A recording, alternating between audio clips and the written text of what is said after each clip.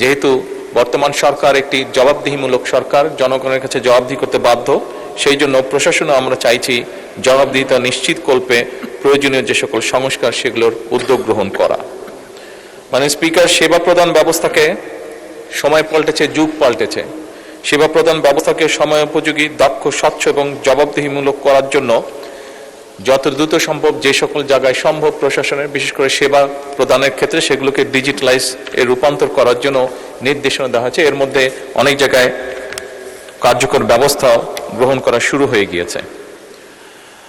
মাননীয় স্পিকার, আইন শৃঙ্খলা বা আইনের লঙ্ঘনের যে সকল ঘটনা ঘটে সেগুলোর ব্যাপারে তাৎক্ষণিকভাবে আইন শৃঙ্খলা পরিস্থিতিকে নিয়ন্ত্রণে এনে যাতে আইন শৃঙ্খলা পরিস্থিতি বজায় থাকে, জনগণ যাতে নিরাপদ বোধ করতে পারে, তার জন্য কঠোরভাবে ব্যবস্থা গ্রহণের নির্দেশনা দেওয়া হয়েছে।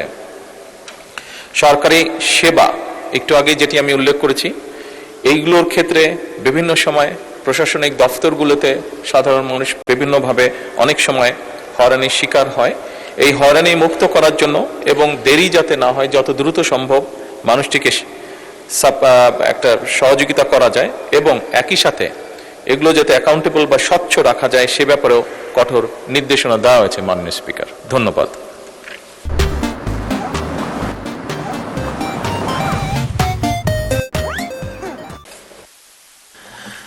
মাননীয় সদস্য মোহাম্মদ আবুল কালাম, আপনি একটি সম্পূরক প্রশ্ন করতে পারেন।